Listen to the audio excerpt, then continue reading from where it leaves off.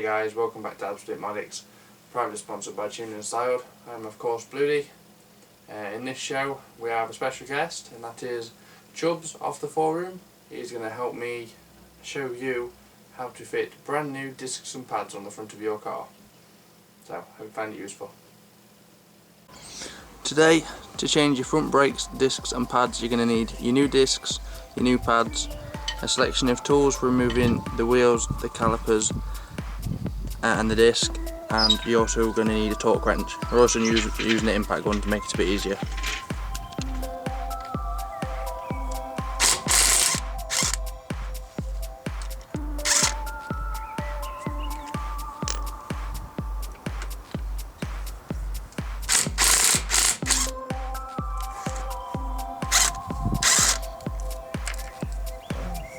So we're going to start as always by jacking up the car and removing the wheel.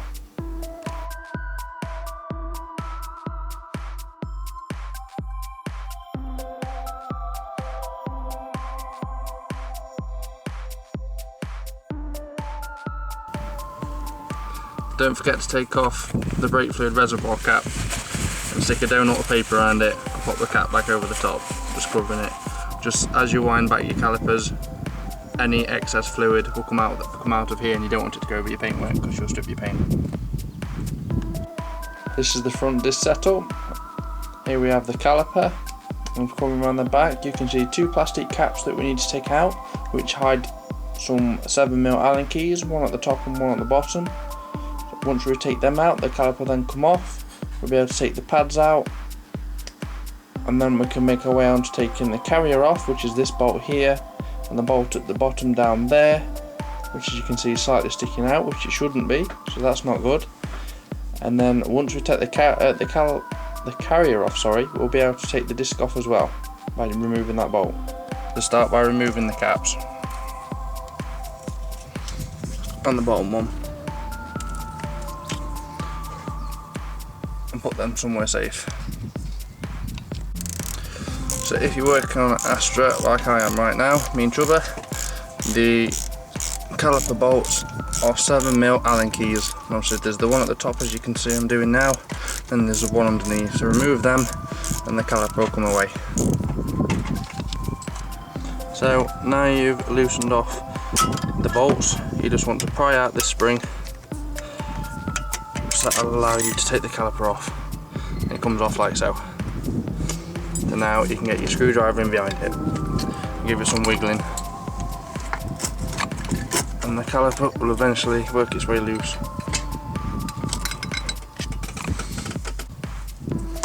So just work it, the screwdriver in the top, and the screwdriver in the bottom. It will eventually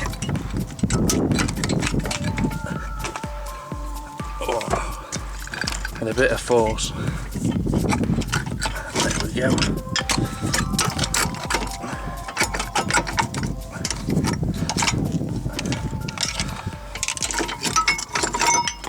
And as you saw, one of the pads fell straight out. That makes it easy. My caliper's back now. Hang on. So now the caliper's off, you can just go ahead and slide the pad out. Obviously, if your pad's still stuck in your caliper, it's got this big clip on the back, which all you do is pull it out of the piston. So now that your brake fluid reservoir cap's took off, we'll be able to push this piston back now and push it right back as far as possible so we can fit the new pads in. But as it does that, you see, it forces the brake fluid back up towards the reservoir, so if your cap's off and you've put too much in, it will pour out. Obviously if you leave your cap on, it could burst a brake pipe. That's why you have to take the cap off. If you're lucky enough to own a wind back kit that you normally use on the rear, there's nothing stopping you put the pad back into the piston and using the wind back kit to squash in the piston. Just make sure your reservoir cap's still off.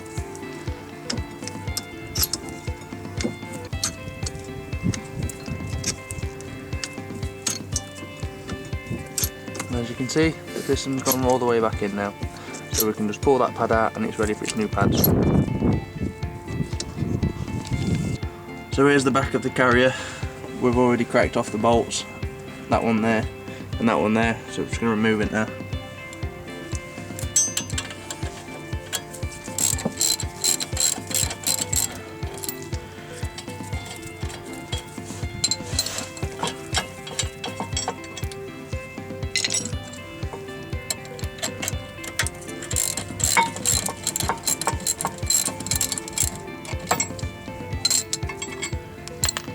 Be careful not to drop the carrier on your face. One carrier that holds the brake pegs in. Last thing left to do is to undo the little bolt which holds the disc on, and then be able to set the disc off.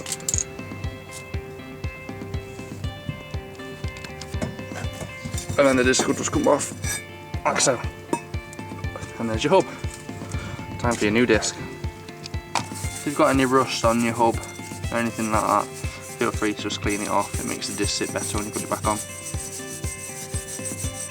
Very important that you clean your brake discs. As you can see, Chubba's doing it right now to get rid of all the oil, because they have oil on to prevent them from rusting in storage. So if you fit it without cleaning it off, you'll go down the road and your brakes won't work as well, because obviously oil is a lubricant, so it will just slide. And eventually when it warms up, they'll start burning off, so you get steam and smoke from your arches as it burns the bit of oil. So it's always best to just clean it away now before you put them on. So now the disc is nice and clean, go ahead and put it back on. Make sure all your studs line up so your wheels bolts will go in nice and easy, and put the 5mm Allen key little bolt back in, and it'll hold it in place. So now you put the disc on, you can go ahead and put the caliper back on. Make sure you give it a good wide brush down to get rid of all the brake dust from before, because you don't want to put all that crap back on it, not when you put your new brake discs on and brake pads. So use the two 18mm bolts that you took off to put it back on.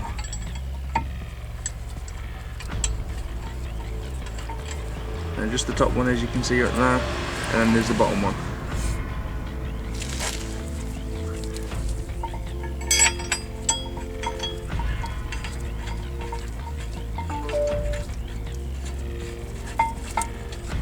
Nothing like having your phone going off in a video. Not me. So yeah, just go ahead and tighten that up now with a ratchet. It's nice and tight.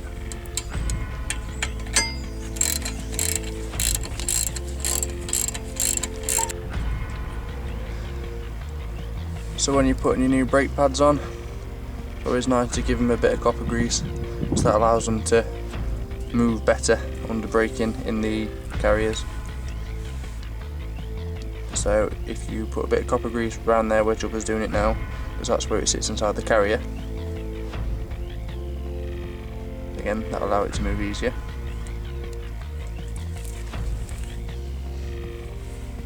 And if you put a little bit of copper grease around there where he's doing it now, that's where the piston will meet. Remember, you're just putting a little bit on, you don't have to put too much on. And try not to get any on the actual friction side.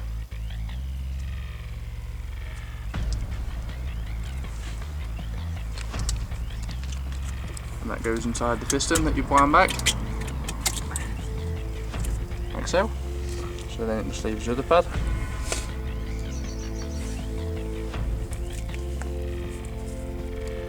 Same again, around where it's going to sit in the carrier.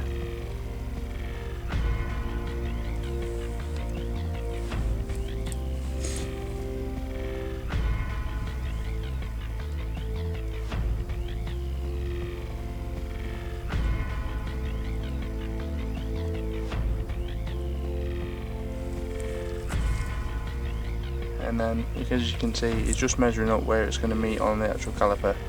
So just going to put two little dabs on.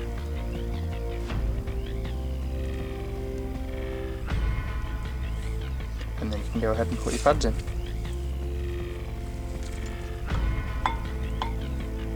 So place your pad in your carrier that side, pad's already in the caliper on the other side. So now that's all ready, you can go ahead and just put the caliper straight on top now. Like so, and then it's just a case of bolting them up on the back. In case you're wondering, that little metal arm that you can see sticking on the front of the pad, that is so when the pad wears down, you will end up hearing that scratching on the disc, so that just lets you know that your pads are getting low. So now time to bolt it up. So now you're just tightening these bolts back up there, one there and the one that is tightening up now. And these were the 7mm Allen keys.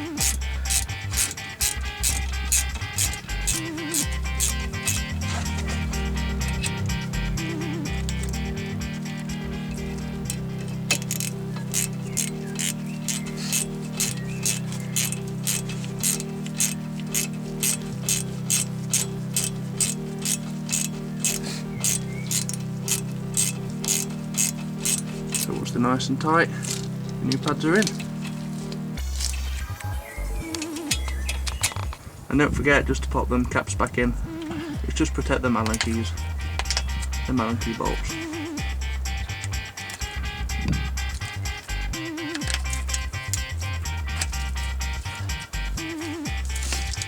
And there we go. So finally, just make sure you put the spring on the front of the caliper, because this holds the caliper to the carrier. And it's vitally important that you put it back on. So you just pop it into the two holes and it rests on the carrier as well.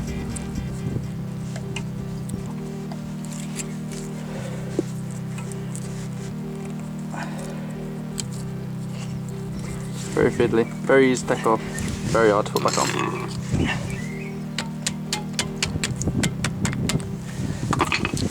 And there we go, it's in the hole there, on the carrier, up to the carrier and back down to that hole. And that's it. What you've got to do now is put your wheels back on. Just make sure for the first 100 to 200 miles you do very light braking. Try to avoid hard braking because it will damage the discs. You've got to let them bed in gently. So now the brakes are fully adjusted up. We can see now that we've had some brake fluid leak out, because obviously we pushed all the pistons back, so it's pushed all the fluid back into the reservoir that was excess. So anything that was going to be spilt, you see, has come out and gone onto the rag. If you didn't have the rag, you see, it had gone down into the engine bay and stripped any paint off it hit. And obviously it had gone on your drive or on wherever you are. So obviously it's always good to use that ring, like the donut ring of paper, to pick up anything. If it's still too high when you're done and you've readjusted everything, just drain a little bit out and make it back down to the maximum mark. And then just remember, put your cap on nice and tight. Like so.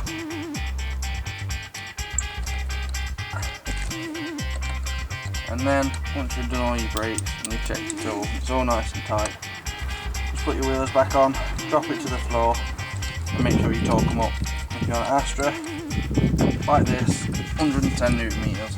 And if you're not, check what it is for your car.